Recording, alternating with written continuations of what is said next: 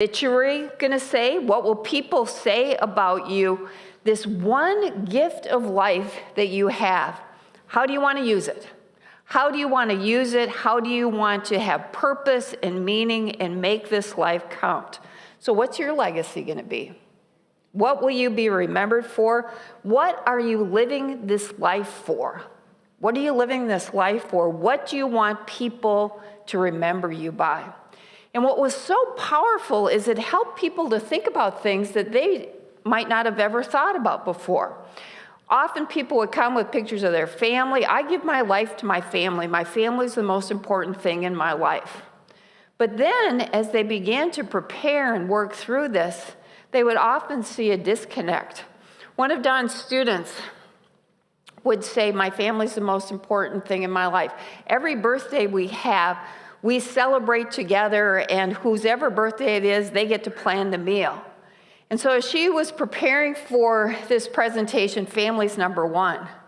But the day before her presentation, she said, I'm at work, and when I get at work, I am in the zone. That's all I'm thinking about is work, work, work. And she said, all of a sudden, I get a call at 8 o'clock at night. My 16-year-old daughter's voice is on the phone saying, Mom, you forgot again. It's my birthday, and you're still at work.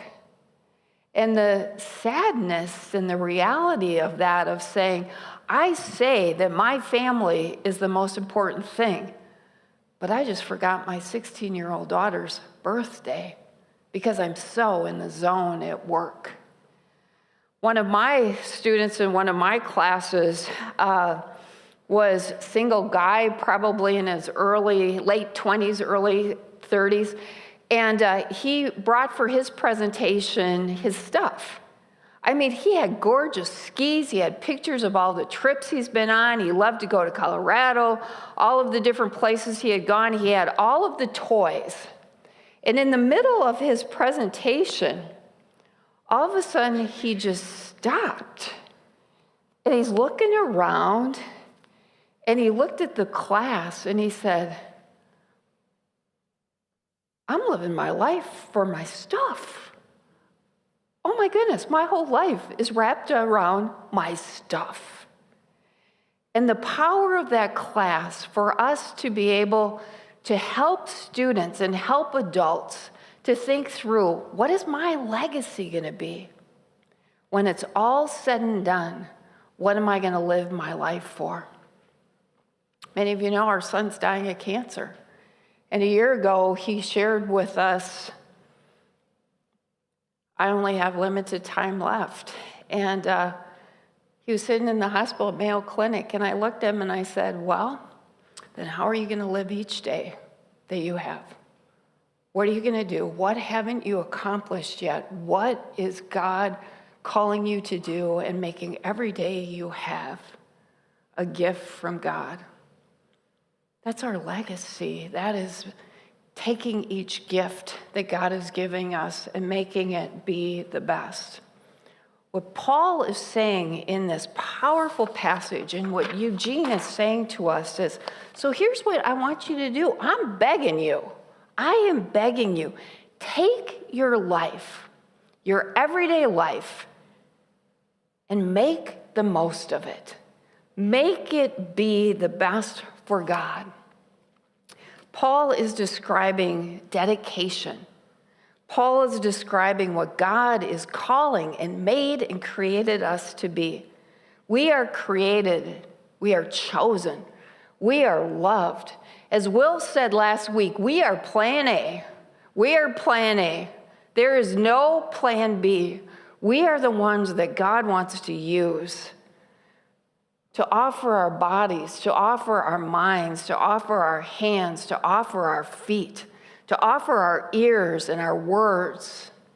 All of these things that God wants us to do. A life dedicated to serving God. A life committed to doing God's will. A life lived in faith and lived out in faithfulness. A life that calls us to present our bodies, everything we have, to God for God's purposes here on Sunday, the best day of the week, but beyond these doors and beyond the sanctuary, and on Monday morning, that we become the salt and the light to a world that desperately needs hope and encouragement. We are called to be those people for others. There is no moment or circumstance in which this call and this encouragement does not imply, because of God's grace in our life. One of the quotes I read this week says, the only accurate way to understand who we are and whose we are, God's purpose for us being born, our mission, our legacy, and what will be on our obituary, is by what God is. Our identity and our worth is found in God and what God does for us, not by what we are and what we do. I say this all the time. We need to know who we are and we need to know whose we are, because it shapes how we see life. It shapes our perspective of who we are, our purpose, and who other people are. If we're loving God, we love people from a whole different perspective. Last week, Will talked about being conformed and transformed and the pressures of the culture.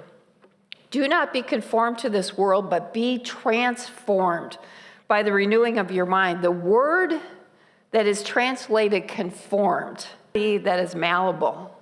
It reminds me of those gummies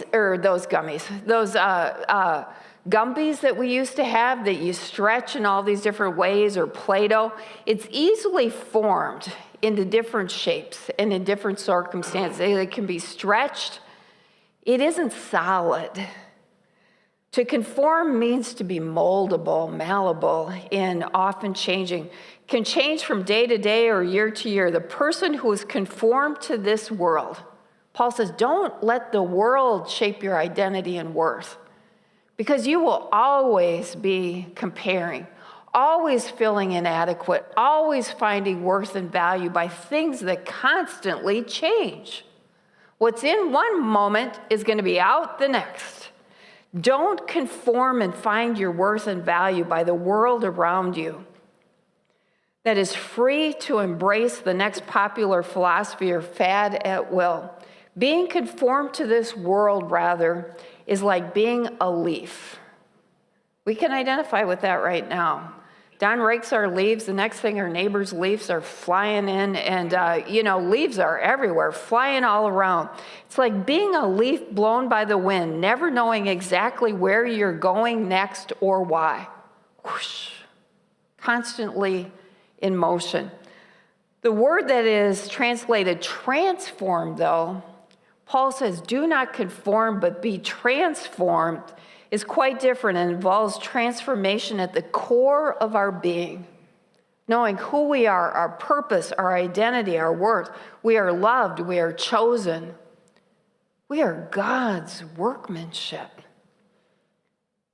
It's being conformed would leave us adrift like a leaf. Being transformed leaves us with feet on the ground, anchored.